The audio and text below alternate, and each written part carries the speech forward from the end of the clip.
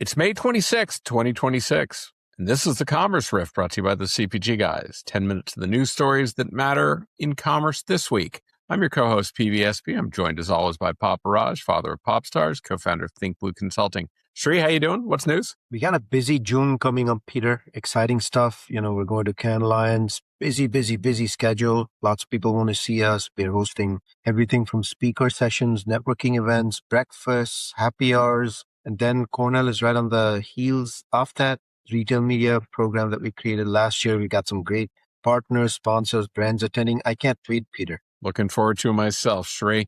Let's get into it. 4 stories this week that cut across the full spectrum. It was a huge earnings week across retail as both Target and Walmart announced. Our legacy grocers' experience is getting outdated and losing shoppers, and Kroger announces significant price cuts. So I'll kick it off. Walmart released its Q1 2027 earnings this week. And for anyone operating in the commerce and retail media space, there's a lot to unpack. Let's start at the top. Revenues came in at $177.8 billion, up 7.3% year over year. That's not a rounding error. That's a company the size of a small nation continuing to grow at a pace that would make most retailers envious. Walmart U.S. comp sales grew 4.1%, solid, consistent, and powered in no small part by traffic. Transactions were up 3%. People are choosing Walmart with their feet and their phones. Now, here's a number I want every brand listening to this really sit with. E-commerce grew 26% globally,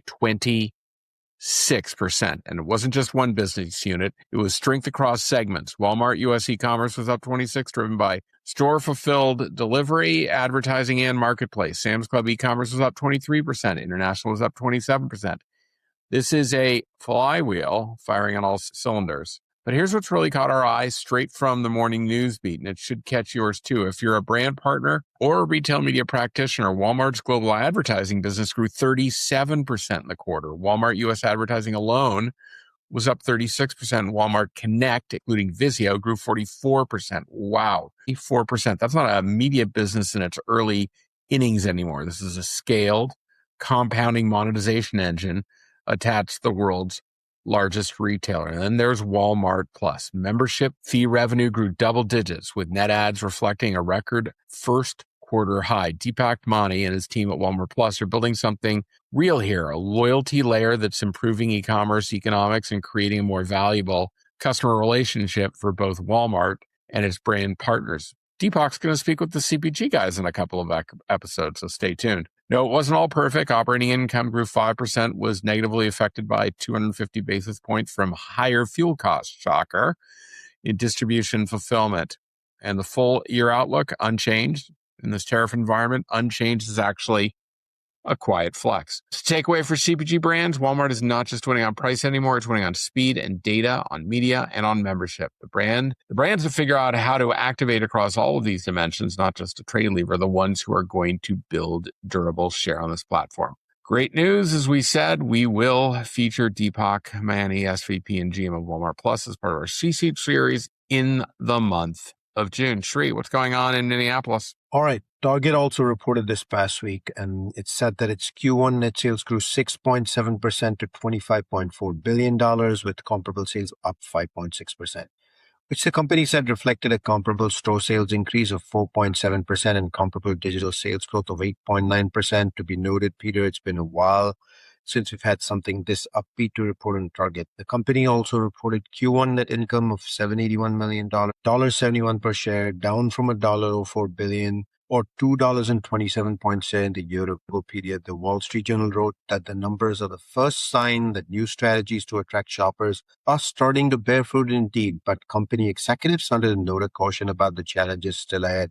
According to the Journal, the results are up against a big sales dip in the same quarter last year, but Target also sees shopper gravitating to some of its refreshed product assortment, customer service changes, executives said on a call with reporters. New products and store layouts in its baby, toy, and health departments led to big sales gains in those categories. Michael Fidelki, the new CEO, says, as we made changes in categories, we've seen the guests respond well in those changes and are coming back. So that's early evidence to us that we are full on the right path. CNBC writes that notably non-merchandise sales spiked nearly 25%, including from what the company identifies as strong growth in its membership revenue and the Target Plus marketplace. Target, like Walmart and Amazon, has tried to grow those business units, both to offer more convenience to customers and boost its profits. The company said it saw net sales increase across all 6 of its core merchandising categories, with particularly strong responses from consumers in its health and wellness, toys, and baby segments.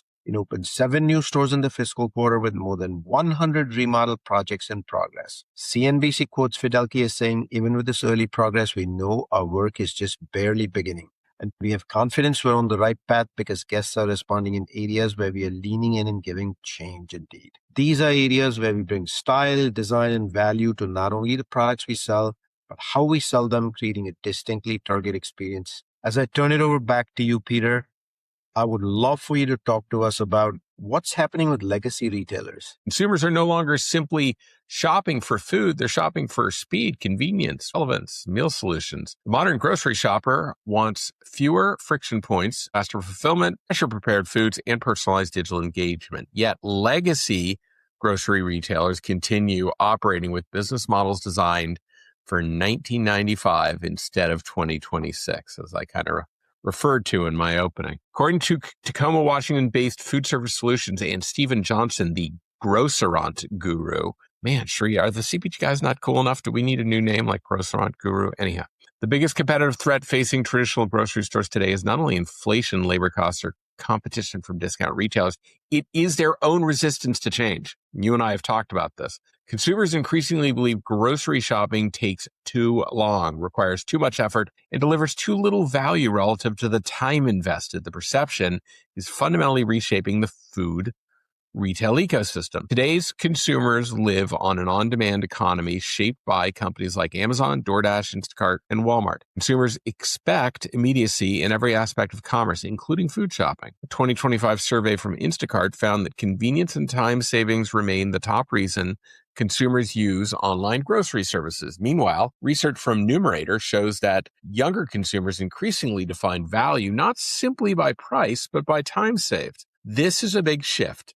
Historical legacy grocery retailers tend to focus heavily on large store footprints, expensive center store assortments, promotional circulars, brand-driven merchandise, weekly stock-up shopping behavior. Right now, consumers today increasingly prioritize fresh prepared foods, meal components, grab-and-go solutions, frictionless checkout, digital ordering, delivery and pickup, fast trip missions. The weekly big grocery trip is fragmenting into multiple smaller food access occasions. Ironically, many grocery retailers continue creating operational roadblocks that frustrate customers and slow shopping trips. Consumers routinely complain about overstocked aisles, long checkout lines, locked merchandise cases. Oh, God, don't you hate those, Sri, when you walk into a Target in the city and 90% of the items are locked? Poor mobile apps, out-of-stock fresh food, slow checkout systems, inefficient store layouts, digital coupons that are hard to use, parking lot congestion, oh my God, Trader Joe's, limited prepared meals availability during peak periods. Instead of reducing friction, many legacy grocers unintentionally add layers of complexity. Consumers increasingly compare grocery shopping against the convenience benchmarks established by quick-serve restaurants, convenience stores, and e-commerce companies. If ordering dinner from Uber Eats takes 45 seconds, but grocery shopping requires 75 minutes, consumers begin questioning the value proposition of traditional supermarkets altogether. For decades, center store packaged goods drove grocery profitability. Today, fresh fruits and prepared meals increasingly drive store traffic. Consumers want fresh cut fruit, ready to cook proteins. They want meal kits. They want prepared entrees, restaurant quality takeout, fresh bakery, and hot grab and go, right? Retailers that execute well in fresh fruits are outperforming traditional competitors. I'm thinking about Wegmans, Sri. You ever been one of those? I know you have. Those guys are just the master of prepared foods, right? Because they align with evolving consumer expectations. Companies such as Trader Joe's, Whole Foods, Publix, and H-E-B continue gaining customer loyalty by emphasizing meal solutions, freshness, operational simplicity, right? Meanwhile, convenience retailers like Wawa, Sheetz, and Quick Trip are increasingly stealing meal occasions from traditional grocery stores. Love getting me a hoagie at Sheetz and Wawa. Why? Because they understand speed matters. Legacy grocery stores often protect their comfort zones. One of the biggest structural problems, I know you agree with me, Sri, on this, is traditional grocery retail is about its institutional inertia. Too many legacy grocery operators continue defending outdated operational models, because those models are familiar and historically profitable, right? The result is a widening disconnect between how consumers want to shop and how grocery retailers still want to operate. Some retailers continue allocating massive floor space to declining center store categories. Consumers no longer separate food service from food retail the way that industry traditionally has. Shopper may buy breakfast at a convenience store, order lunch in an app, pick up dinner at a grocery deli, subscribe to meal kits, use warehouse clubs for bulk items, and even replenish staples through delivery. The modern consumer is ready for the Sri, an omni shopper. Retailers that fail to integrate digital convenience, fresh foods, and fast fulfillment into one ecosystem risk losing relevance. What do you think, Sri? I know it took you 4 minutes to do that segment, but it kind of sums up the sign of the times where legacy retail is sitting together. All right, let me close it out. Kroger CEO Greg Foran told Bloomberg in an interview this week that the company is planning significant price reductions across all its banners as the company looks for ways to compete more effectively against Walmart, Amazon, and Costco, in addition to Trader Joe's and Aldi. I think about our business a bit like Formula One race, he says. There's a lead group of cars that are doing a very good job. Our objective is to get out in the midfield and start lapping faster and make up the gap on the first group cars and then ideally pass them. Foran, who became Kroger CEO last February, said that the company currently is developing plans for the cuts and they'll implement them. These plans reportedly include importing merchandise directly so that lower costs can be passed along and using technology to make the company more efficient. The focus, he said, is on fresh, fast, affordable, and for you, referring to increased personalization and local marketing. Kroger also reportedly is looking for growth opportunities, both the opening of as many as 80 stores in 2027, double that at 2026, and possible acquisitions in markets where they don't have a presence.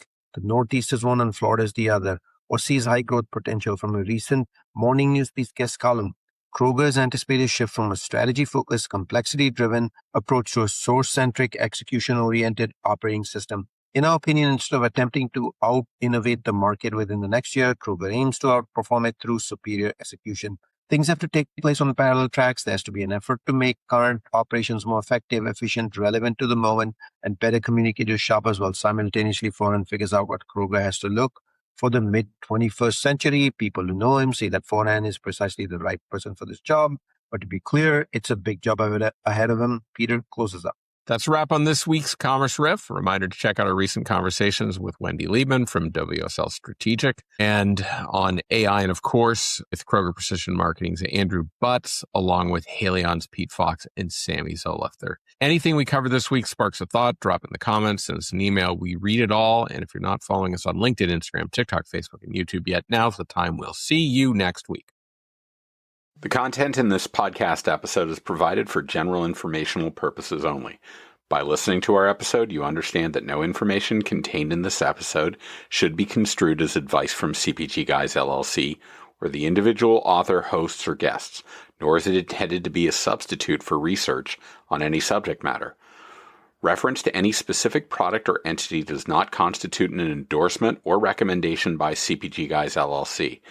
The views expressed by guests are their own, and their appearance on the program does not imply an endorsement of them or any entity they represent. The views expressed by CPG Guys LLC do not represent the views of their employers or the entity they represent. CPG Guys LLC expressly disclaims any and all liability or responsibility for any direct, indirect, incidental, special, consequential, or other damages arising out of any individual's use of, reference to, or inability to use this podcast or the information we present in this podcast.